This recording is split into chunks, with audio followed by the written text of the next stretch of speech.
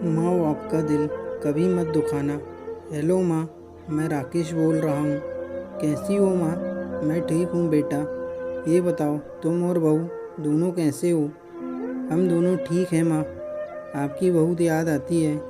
अच्छा सुनो माँ, मैं अगले महीने गांव आ रहा हूँ तुम्हें लेने। क्या? हाँ माँ, अब हम सब साथ ही रहेंगे। काजल कह रही थी माँ जी को शहर ले आओ, वहाँ अकेली बहुत परेशान हो रही होंगी। हेलो, सुन रही हो माँ? हाँ हाँ बेटे। बूढ़ी आंखों से खुशी की अश्रुधारा बह निकली। बेटे और बहू का प्यार नस नस में दौड़ने लगा। जीवन के 80 साल गुजार चुकी मुस्कान ने जल्दी से अपने पल्लू से आंसू पोंछे और बेटे से बात करने लगी। पूरे 2 साल बाद बेटा घर आ रहा था। बूढ़ी मुस्कान ने मोहल्ले भर में दौड़ दौड़ कर ये खबर सबको सुना दी। सभी खुश थे कि चलो बुढ़ापा चैन से बेटे और बहू के साथ गुजर जाएगा। राकेश अकेला आया था। उसने कहा कि माँ, हमें जल्दी ही वापस जाना है, इसलिए जो भी रुपया पैसा किसी से लेना है वो लेकर रख लो, और तब तक मैं किसी डीलर से मकान की बात करता हूँ। मकान? माँ ने पूछा। हाँ माँ, अब ये मकान बेचना पड़ेगा, वरना कौन इसकी देखभाल करेगा। हम सब तो अब शहर में ही रहेंगे। बूढ़ी आंखों ने मकान के कोने कोने को ऐसे निहारा जैसे किसी अबोध बच्चे को सहला रही हो। आनन फानन और औने पौने दाम में राकेश ने मकान बेच दिया। मुस्कान ने वो ज़रूरी सामान समेटा जिससे उनको बहुत ज़्यादा लगाव था। राकेश टैक्सी मंगवा चुका था। रेलवे स्टेशन पहुंचकर राकेश ने कहा, माँ तुम यहाँ बैठो, मैं अंदर जाकर टिकट लेकर आता हूँ। ठीक है बेटे। मुस्कान वही पास की बेंच पर बैठ गई। काफ़ी समय बीत चुका था।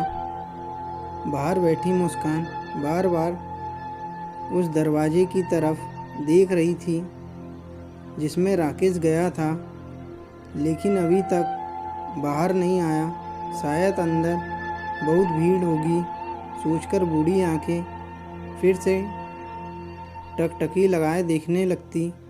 अंधेरा हो चुका था। रेलवे स्टेशन के बाहर भीड़ कम हो चुकी थी।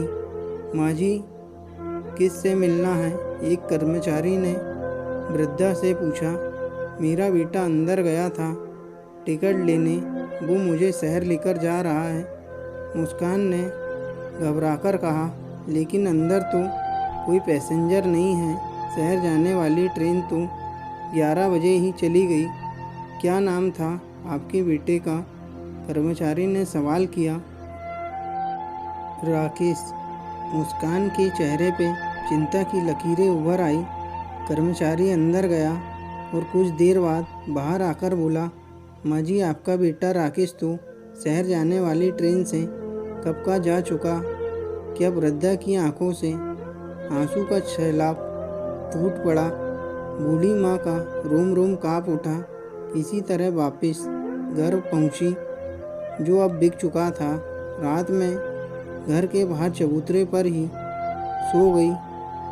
सुबह हुई तो दयालु मकान मालिक ने एक कमरा रहने को दे दिया। पति की पेंशन से घर का किराया और खाने का काम चलने लगा।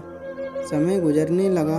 एक दिन मकान मालिक ने वृद्धा से पूछा, माँ जी, क्यों नहीं आप अपने किसी रिश्तेदार के यहाँ चली जाए? अब आपकी उम्र भी बहुत हो गई, अकेली कब तक रह पाएगी? हाँ, चली तो जाऊँ, लेकिन कल को मेरा बेटा आया तो यहाँ फिर कौन उसका ख्याल रखेगा? आँख से आंसू आने लग गए। माँ बाप का दिल कभी मत दुखाना, माँ तो माँ होती है। प्लीज़ दोस्तों, मेरे YouTube चैनल को लाइक, सब्सक्राइब, शेयर ज़रूर करें।